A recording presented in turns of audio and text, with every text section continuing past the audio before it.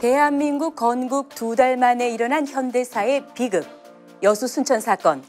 전쟁을 방불케 한 이 사건은 당시 여수에 주둔하던 국군 14연대의 반란에서 시작됐습니다. 국가전복의 위기를 초래했던 초유의 군 반란 사건. 어떻게 이런 일이 일어날 수 있었을까요? 오늘은 여수 14연대 반란을 조명합니다.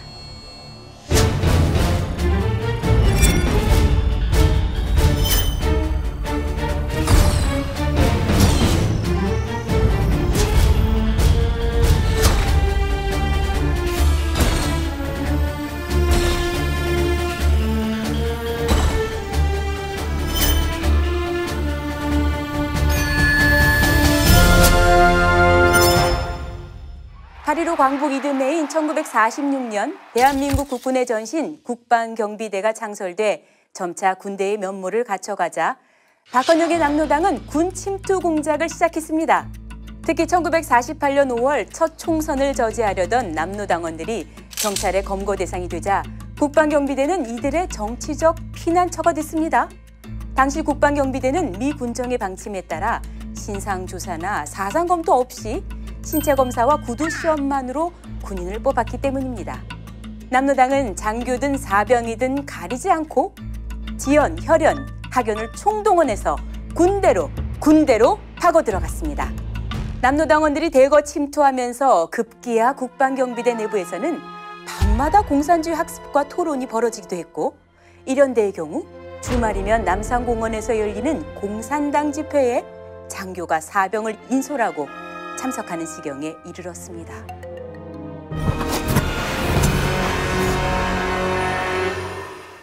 대한민국 건국을 전후해 군과 경찰은 앙숙이었습니다. 초기에 국방경비대는 미 군정이 치안 유지를 위한 경찰력 부족을 메꾸려고 만들었기 때문에 경찰 예비대나 경찰 보조기관 성격이 강했습니다. 실제로 경찰은 미군 복장을 하고 미제 M1 소총을 들었지만 국방경비대는 일본 군복을 입고 일제 38식이나 99식 소총으로 무장했습니다. 가정환경과 교육 수준도 경찰이 다소 우위였습니다. 그래서 경찰은 국방경비대를 무시했고, 반면 국방경비대는 80%가 친일 출신이던 경찰을 매국노로 취급해 무시했습니다. 1947년 6월 1일 전남 영암에서는 국방경비대 광주 사연대 일대대와 영암 경찰 간의 총격전까지 벌어집니다. 외박 나간 사연대 하사와 영암 신북 지서장 사이에 말다툼으로 시작된 이 사건은 목표가 무엇이요? 이것이요. 목표가 목표이지 뭐요? 아니, 목표를 몰라서 묻는 것이 아니라 도안이 무엇이냐 말이오? 지서장쯤 되고서 경비대의 목표가 무엇인지도 모른단 말이오. 사연대 병력 300여 명이 부대를 무단 이탈해 영암 경찰서에 총격을 가하고, 경찰은 기관총과 수류탄으로 맞서는 대규모 유혈 충돌로 비화됐습니다. 장비가 우세한 경찰은 피해가 적었지만 사연대는 6명이 사망하고 10여 명이 다쳤습니다. 사연대 지휘관들은 최고 12년형을 선고받았습니다. 이 사건 이후 경찰은 국방경비대를 더 우습게 봤고, 특히 전남 지역에서는 군-경의 갈등이 극도로 커졌습니다. 경찰의 추적을 피해 군에 침투해 있던 남로당 세력은 이런 간격을 적극적으로 파고들었습니다.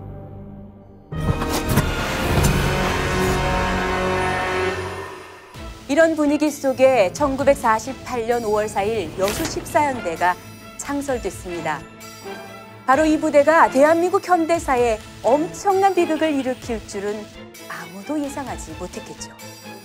14연대의 근간은 바로 전해 영암 사건을 일으켰던 광주 4연대 일대대였습니다. 훗날 14연대 반란을 주도하는 남로당원 지창수, 김지회, 홍순석이 모두 광주 4연대 일대대에서 여수 14연대로 소속을 옮겼습니다. 그때는 일개 도에 일개 연대밖에 없었어요. 그러니까 우리 4연대는 광주연대입니다. 광주. 그러니까 4연대에서 14연대로 거듭하기 위해서 거기서 하사관들이 사출이 되어가지고 하사관들이 와가지고 그 하사관들이 주도해가지고 이제 이렇게 주로 거색을 했고, 또 그 다음에 장교들이 그 홍순석이라든가 뭐 김주혜라든가 그건 김주혜 나하고 같이 중대장 했으니까 김주혜라든가 그 사람들 주도를 해가지고 이제 했고 그래요. 그러니까.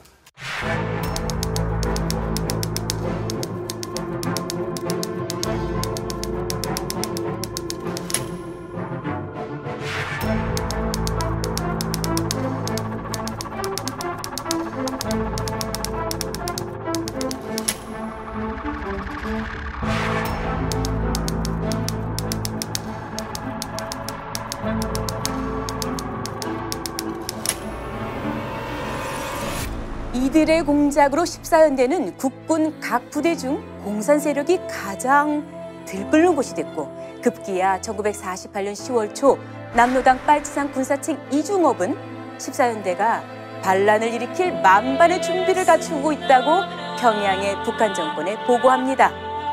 그리고 1948년 10월 19일 마침내 비극의 총성은 울리고야 맙니다.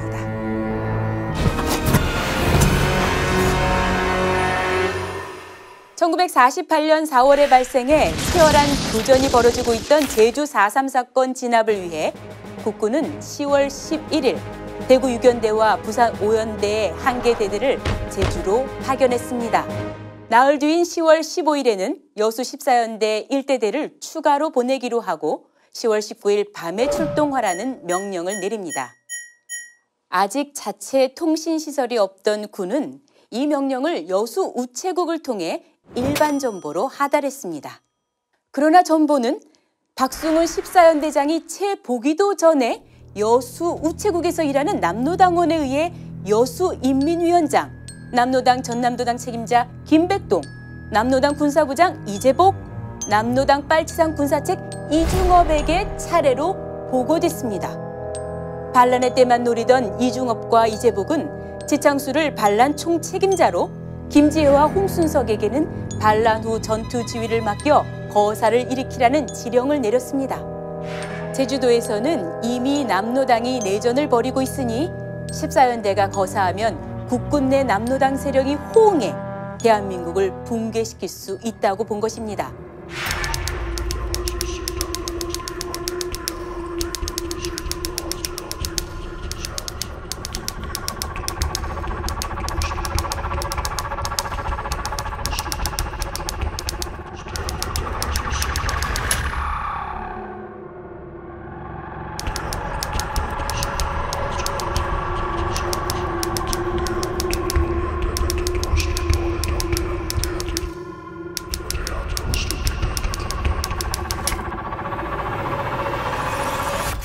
연대 1대대의 제주도 출동 예정 시간인 10월 19일 밤 12시를 몇 시간 앞두고 장교 30여 명이 장교 식당에 모여 환송 회식을 했습니다.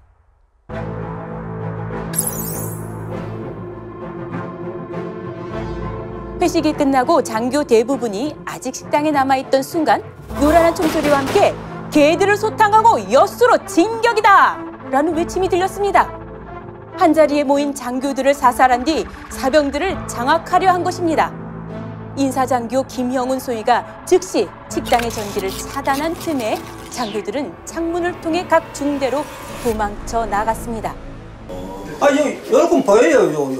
요거 있다 그러면 여기서 도로가 요렇게 하면서 요런 뺑 돌아가 이렇게 돼가지고. 식당이 밑에 있어. 그러니까 그냥 쏜다 이 말이야. 그러니까 내가 불을 껐지. 그래서 각자 불을 끄고 각자가 이제 중대하는데 중대에 가가지고 이제 맞아 죽은 사람이 있고 장교들이 부상 당한 사람이 있고 또 내같이 산 사람이 있고 나는 연대본부로 중대를 안 가고 연대본부로 갔으니까. 그러자 반란 주동자 50여 명은 비상나팔을 불었습니다. 이때가 저녁 8시였습니다. 제주도 출동을 앞둔 1대 대원들이 출발 신호로 알고 연병장에 모여들자 지창수 상사가 이렇게 선동했습니다. 긴급 정보에 의하면 여수경찰이 일본 해군과 합세해 14연대를 공격하려 하고 있다.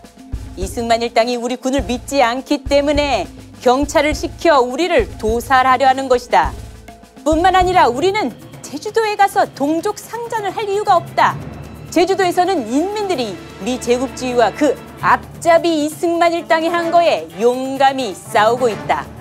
북조선인민군도 남조선 해방과 일본군 격퇴를 위해 38선을 넘어 남진하고 있다는 소식이다. 이미 이승만은 인민을 버리고 비행기로 일본으로 도망갔다. 우리는 인민해방군으로서 북상한다.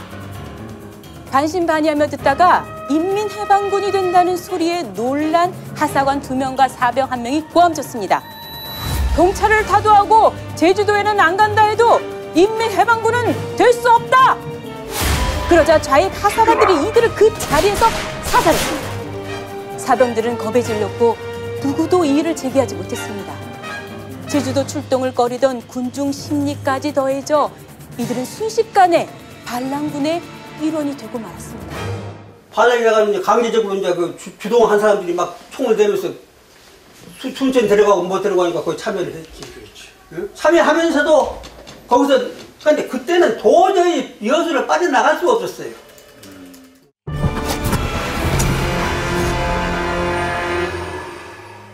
총소리에 놀란 제2대대와 3대 대원들이 연병장으로 몰려들자 지창수와 일당들은 무기고에 가서 총과 실탄을 있는 대로 가지고 집합하라! 고 소리쳤습니다. 무기고에는 제주도로 공급될 미군의 M1 소총과 60mm 박격포 그리고 풍부한 탄약과 반납 예정이었던 구식무기 3,000정이 쌓여 있었습니다. 평소보다 무기가 2배나 더 있었던 것입니다. 차경석 하사가 보초를 쏘아 죽이고 무기를 나눠주자 2대대, 3대대 사병들까지 모두 3,000여 명이 영문도 모른 채 실탄을 지급받고 순식간에 반란군이 돼버렸습니다. 지창수 일당은 각 대대를 돌며 쏘아 죽인다고 위협했고 도처에 숨어있던 사병들도 어쩔 수 없이 가담했습니다. 저항하던 하사관과 사병 40여 명은 사살됐습니다. 장교식당에서 각 대대와 중대로 피신했던 장교들도 대부분 반란군에 사살됐습니다.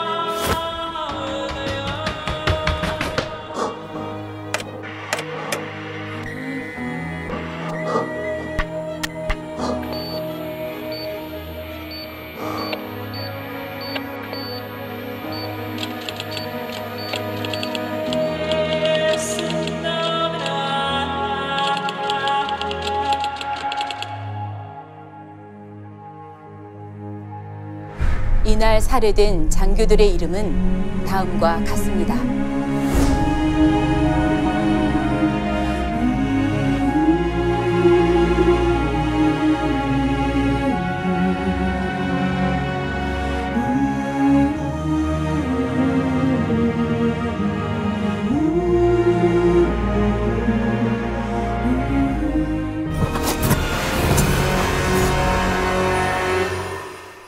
장교들을 몰살시키고 14연대를 장악한 지창수는 자신이 해방군 총사령관이 되고 인사과 선임하사 임만평을 부사령관에 앉힌 뒤 대대장, 중대장, 소대장을 새로 임명했습니다.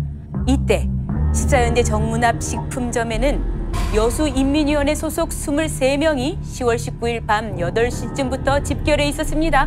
미리 약속한 대로 개는 잘 짖고 있습니다 라는 암호로 반란의 성공을 연락받자 이들은 곧바로 영내로 진입해 함께 무장을 하고 반란에 가담했습니다. 이들이 14연대 정문 앞에 대기하고 있었다는 사실은 의미심장합니다. 14연대 반란은 제주도 출동을 거부하다 우발적으로 발생한 사건이 아니라 남로당 중앙당의 지령을 받은 조직적 반란임을 입증하는 분명한 증거이기 때문입니다. 밤 11시 30분경 반란군과 이에 합세한 좌익 세력은 여수 읍내로 진격했습니다. 관공서를 차례로 접수해 방화하고 경찰관, 공무원, 우익인사, 우익청년단 간부들을 무차별 학살했습니다.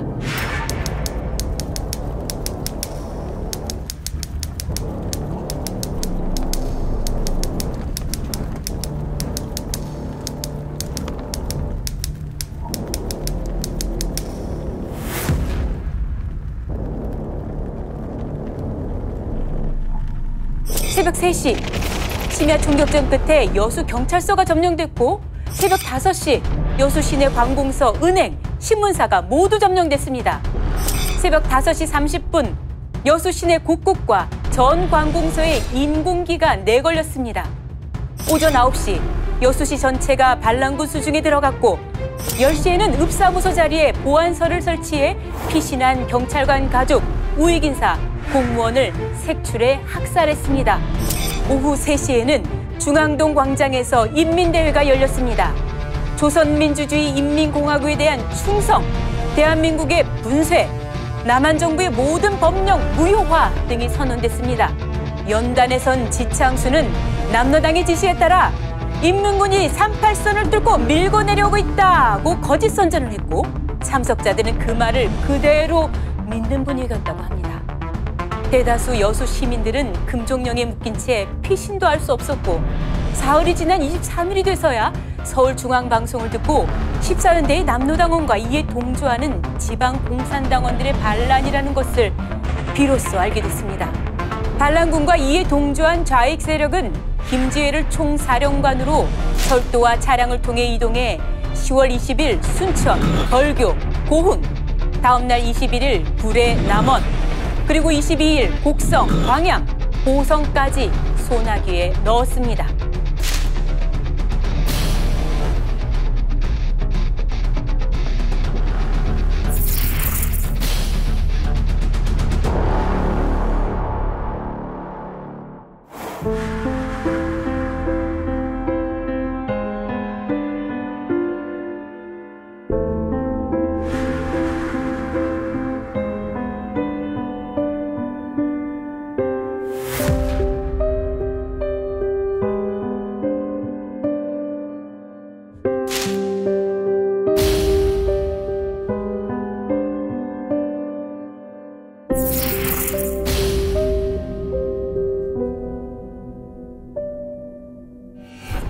여수가 점령된 다음 날인 10월 21일, 국군의 방군 토벌 전투사령부가 구성돼 현재에 투입됐습니다.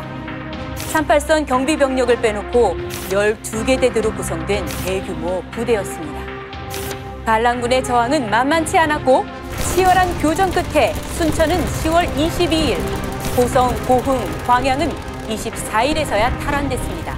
반란 7일이 지난 27일, 마침내 여수가 탈환되면서 14연대 반란은 일단락됐습니다.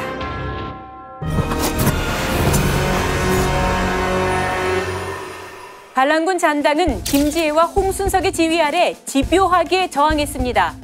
11월 4일 김지혜 부대가 12연대를 남원에서 격파하고 백인기 12연대장이 자결하자 대한민국 전체가 위기감에 사로잡힐 정도였습니다.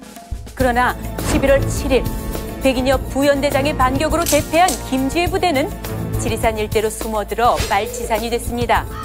빨치산은 6.25 전쟁과 그 이후까지 끈질기게 대한민국을 뒤흔들고 양민들을 학살했습니다.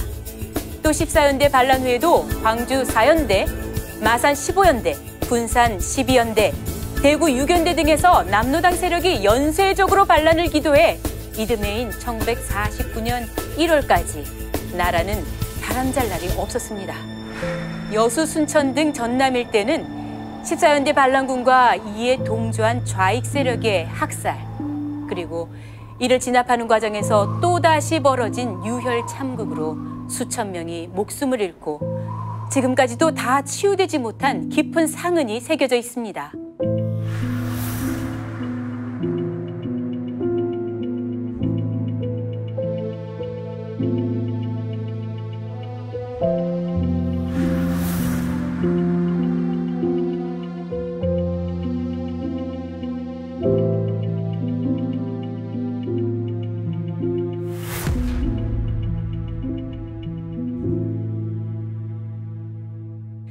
14연대 반란을 계기로 대한민국 정부와 국회는 1948년 12월 1일 반국가단체의 활동을 규제하는 특별형법 국가보안법을 제정했습니다. 또 남로당원들을 색출하기 위한 대대적 숙군이 진행돼 1949년 7월까지 4,749명이 숙군됐고 5,568명은 탈영해 무려 1,317명이 색출됐습니다.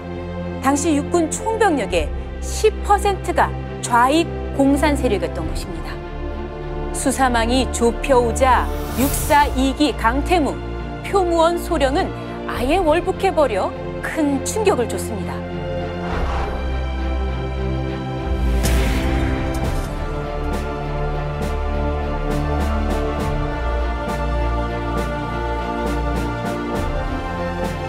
이때 숙군이 이루어지지 않았다면 6.25 전쟁 때 남로당원들이 사단장, 대대장으로 대거 포진했을 것이고 국군은 완전히 붕괴했을 것입니다. 그리고 지금의 대한민국도 존재하지 않았을 것입니다.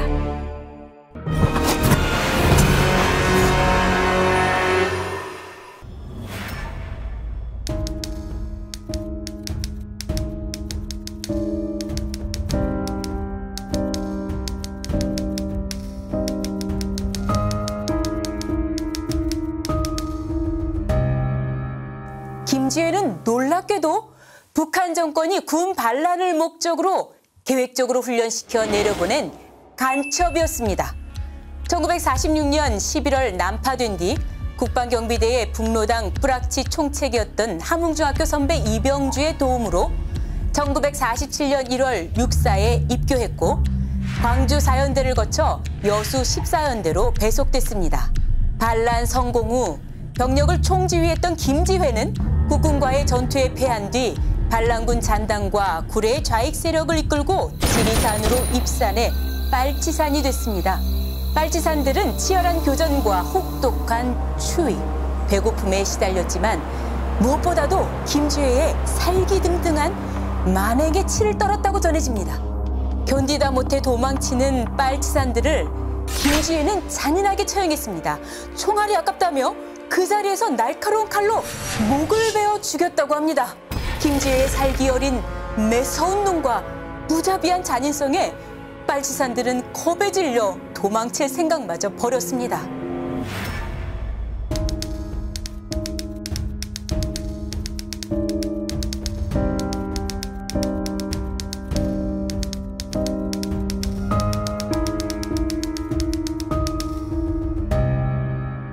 당시 홍창표로 불린 홍순석 역시 광주 4연대를 거쳐 여수 14연대로 배속된 뒤 김지회와 함께 수많은 좌익 청년들을 14연대로 침투시켰습니다.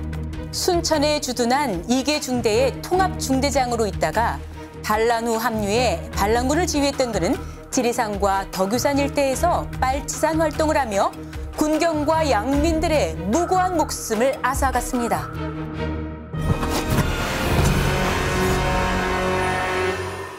혹독한 한겨울을 지낸 뒤 1949년 4월 9일 새벽 2시 반쯤 김지회, 홍수석 일당 40여 명이 지리산 자락인 전북 남원군 산내면 반설리 선술집에 나타났습니다. 주인 아주머니는 국군 토벌대가 미리 부탁한 대로 이들에게 막걸리를 많이 준 뒤 부엌에 호롱불을 켰습니다. 호롱불이 켜졌다는 마을 청년단장의 연락을 받은 한웅진 3연대 3대 대장이 병력을 이끌고 급히 출동해 군용 트럭 소리에 놀라 도망치는 일당에게 집중 사격을 했습니다. 홍순석은 현장에서 사살됐습니다. 당시 27세였습니다. 농구화를 신고 토끼 가죽 조끼를 입고 있었고 홍순석이라고 한자로 새겨진 도장이 있어 신원이 쉽게 확인됐습니다.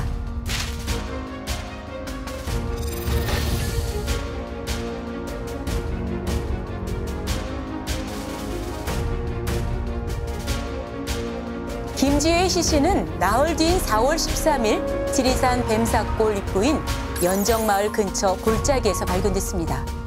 창자가 밖으로 다 나올 정도로 깊은 총상을 입은 채 600m를 도망치다가 골짜기에 쓰러졌고 까마귀들의 밥이 돼 시신이 크게 훼손된 상태였습니다.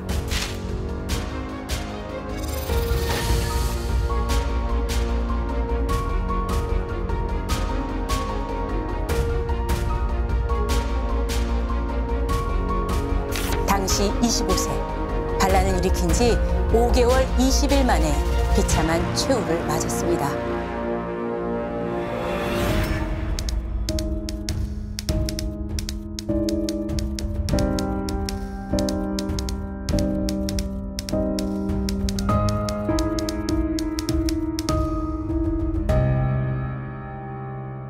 반란 당일 거사를 총지휘한 지창수는 해방 직후 박헌영의 전남 지역 친북의 하나인 김백동의 눈에 들어 하수인으로 활동하다가 그의 지시로 입대했습니다. 장교가 될 수도 있었지만 군내 조직을 장악하려는 김백동의 계획에 따라 일부러 사병으로 들어갔습니다. 반란 성공 후 반군 지휘권을 김지혜에게 넘겨주고 한계대대로 여수를 지키던 지창수는 반란 진압 전인 24일에 여수를 탈출합니다. 이후 행적에 대해서는 기록이 엇갈립니다. 빨치산으로 입산했다가 국군에 생포된 뒤 6.25 전쟁 초 국군이 후퇴할 때 처형됐다는 기록, 반란 10일 만에 벌교에서 죽었다는 기록, 반란 이듬해인 1949년 생포돼 총살됐다는 기록 등입니다. 기록의 차이는 있지만 지창수가 1948년 10월 말부터 1950년 6.25 전쟁 초기 사이에 죽은 것은 분명합니다. 또 그의 죽음이 대한민국을 전복하려는 반국가적 반란 행위와 수많은 양민을 무고하게 죽인 대가라는 것도 분명한 사실입니다.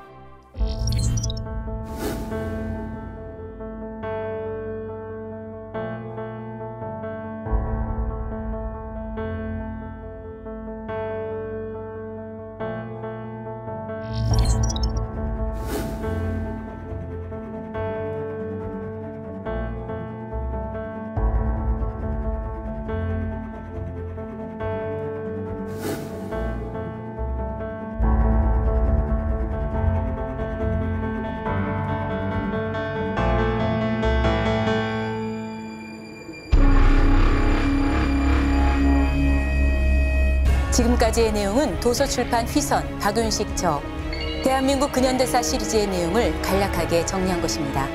공정하고 객관적인 역사의 기록이 이 책에 실려 있습니다. 대한민국의 근현대사, 옛날 얘기가 아니라 바로 오늘의 이야기입니다.